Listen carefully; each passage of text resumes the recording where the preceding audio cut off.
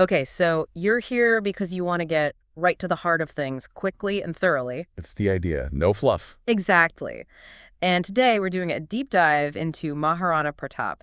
He was the Rajput king of Mewar.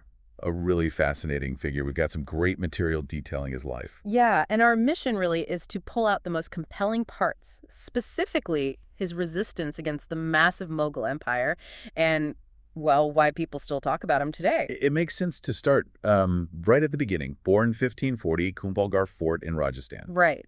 Eldest son of Maharana Uday Singh II. And Maharani Jawanta Bai.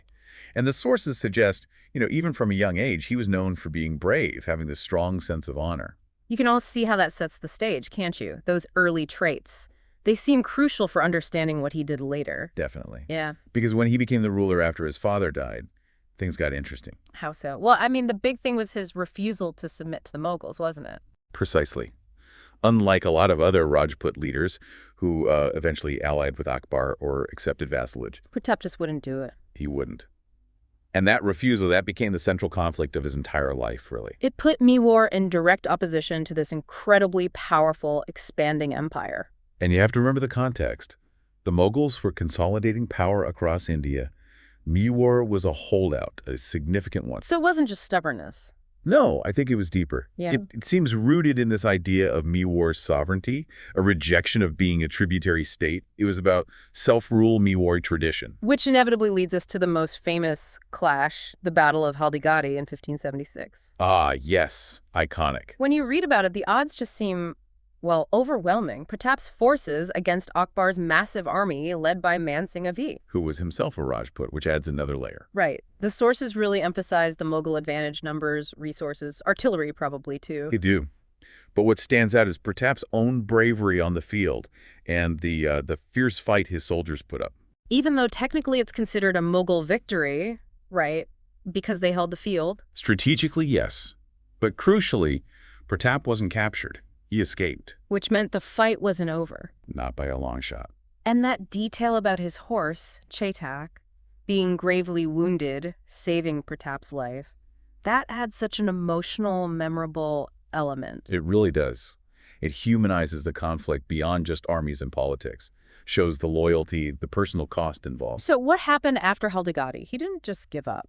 Far from it. He adapted, shifted tactics completely, moved into the Aravalli Hills, and started using guerrilla warfare. Which must have been incredibly difficult, living off the land, constantly harassing a much larger enemy. Absolutely. But it showed his determination.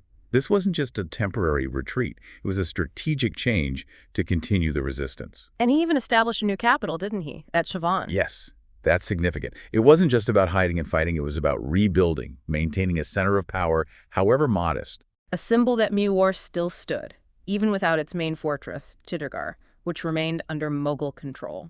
Exactly. He spent years reclaiming territory, winning back parts of Mewar, showing incredible resilience. It was a long, grinding effort. A decades-long commitment, really, not just one battle. That's the key takeaway, I think. The sustained nature of his resistance. And this continued right up until his death. Pretty much. He died in 1597, age 56.